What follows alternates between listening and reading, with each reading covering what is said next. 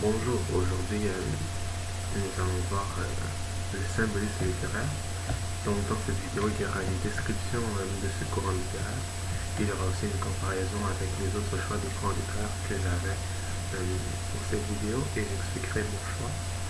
Et à la fin, il y aura une analyse d'un extrait de Baudelaire. Donc qu'est-ce que le symbolisme? Le symbolisme est un mouvement artistique d'origine française de la fin du 19e siècle. Il est présent dans la littérature, la sculpture, la musique ainsi que la peinture. Étymologiquement, le symbolisme vient de sygne qui signifie en latin avec et balein qui signifie jeter, ce qui signifie ensemble que jeter ensemble. Le mot grec donne une meilleure idée de ce que veut dire ce mot. Le mot grec est symbolon, qui était dans le temps de morceaux de grès de poterie que les ambassadeurs de deux pays ou villes avaient comme preuve d'alliance et que l'on associait pour s'assurer que l'on a affaire avec un ami. Donc, comment le symbolisme est apparu? Le symbolisme naît officiellement en 1886 à la sortie du manifeste de Jean Moréal. Il a pour précurseur Baudelaire qui sortira Les Fleurs du Mal en 1857. Chez d'autres poètes, Baudelaire sera considéré comme le maître de ce genre. Les auteurs populaires de ce genre seront bien sûr Baudelaire, il y aura Rimbaud, il y aura Verlaine et Mallarmé qui sera le représentant de ce genre. Et il y aura aussi d'autres auteurs comme Charles Guide, etc. Donc le symbolisme est une réponse au naturalisme, car il apparaît juste après en fait. Et ce qu'elle dit, c'est que la réalité ne se limite pas aux certitudes matérielles et scientifiques, qui étaient les grandes caractéristiques du naturalisme et du positivisme qui étaient là juste avant. Donc, dans ce genre, les symboles, les métaphores, les allégories sont utilisés pour présenter le tableau que l'auteur veut nous montrer. Il n'explicite pas les objets, mais il les montre par d'autres procédés. Donc c'est toute l'idée du symbolisme, c'est de ne pas directement, explicitement exprimer les choses, mais utiliser des procédés pour mieux faire ressentir l'idée en fait que l'auteur veut nous montrer. Donc les symbolistes vont éviter d'expliciter leurs idées. Ils vont essayer d'éviter l'attitude de l'esprit rationnel qui tire ses idées des données du réel. Donc on va dépasser le réel pour donner une meilleure image de la réalité que l'on veut montrer.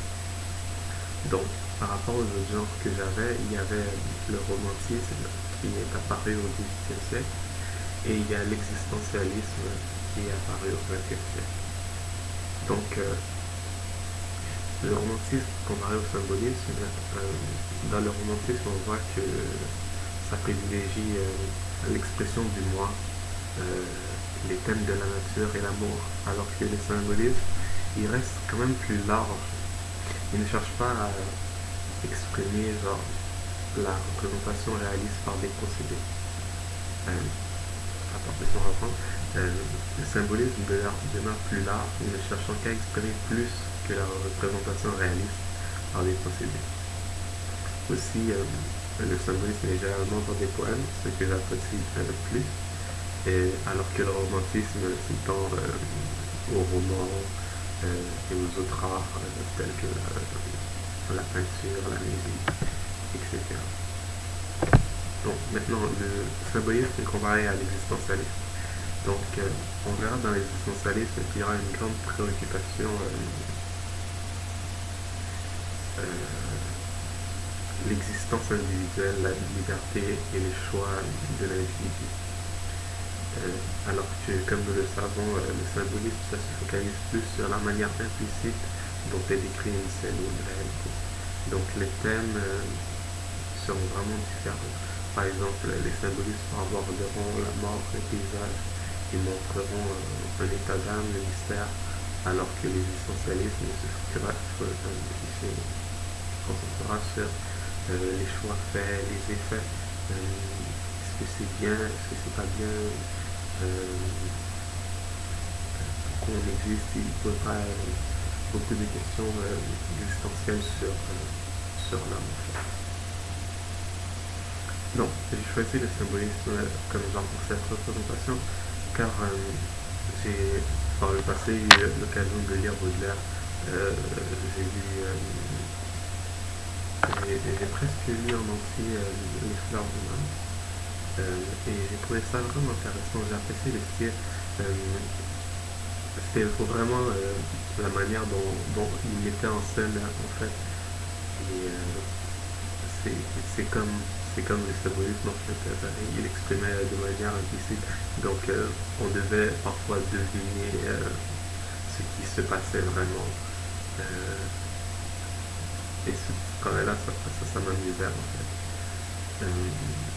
Donc, faire une présentation sur le romantisme m'a donné l'occasion de découvrir ce genre que je voyais déjà, mais que je ne connaissais pas en fait. Et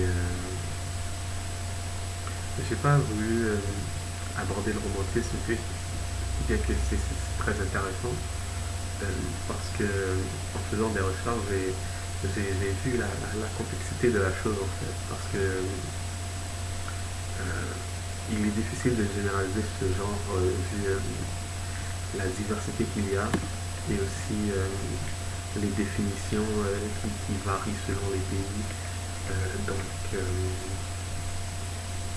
Par exemple, un Français qui a fait une œuvre qui appartient au romantisme en France pourrait ne pas être considéré une œuvre romantisme dans, par exemple, l'Angleterre. Donc, finalement, nous allons analyser le poème L'Albatros de Baudelaire, qui vient du fameux recueil Les Fleurs du Mal. Donc, dans ce poème met en scène des hommes d'équipage qui sont en mer et qui sont visités par un albatros. Et Baudelaire, dans ce poème, il exprime l'aspect gauche que ce fabuleux oiseau dans les airs prend sur les planches. Donc, et finalement, vers la dernière story, il se compare à cet oiseau qui est exilé sur Terre et qui ne peut marcher gêné par ses grandes ailes. Donc, le poème peut être considéré symboliste car elle est intégralement une métaphore filée qui exprime par l'oiseau l'état du poète. Donc, on peut voir la comparaison qu'il fait dans le poète est semblable au prince lumier. On voit là que le poète se compare à l'albatros par métonymie. Donc, au prince des nuées, il fait référence à l'albatros. On ne peut pas faire référence à d'autres oiseaux puisqu'on parle seulement de l'albatros dans ce poème. Et il montre aussi de manière implicite l'aspect ridicule que prend le poète hors de son élément. Donc, au début du poème, on voit l'albatros voler. Et finalement, quand il arrive sur les planches, comme dans cet extrait, à peine les ont-ils déposés sur une planche que ces rois de l'azur maladroits et honteux laissent piteusement leurs grandes ailes blanches, comme des avirons traînés à côté d'eux. Donc, il montre de manière implicite comment lui, il se retrouve face à la société. Donc, bien que quand il est dans son élément en tant que poète, il fait des choses extraordinaires, mais arrivé sur les planches de la société, il se retrouve dans une situation assez difficile où il est gêné par ses grandes œuvres. Donc, on peut considérer cette œuvre comme symbolique parce que dans l'albatros, le poème parle de l'albatros, mais en fait, il parle du poète face à la société. Donc, ce sera tout pour cette vidéo. Donc, en fait, on a vu ce qu'est le symbolisme. On a vu aussi pourquoi j'ai choisi le symbolisme au lieu de l'existentialisme ou le naturalisme. Et on a vu aussi pourquoi l'albatros de Baudelaire fait partie de ce genre. Merci.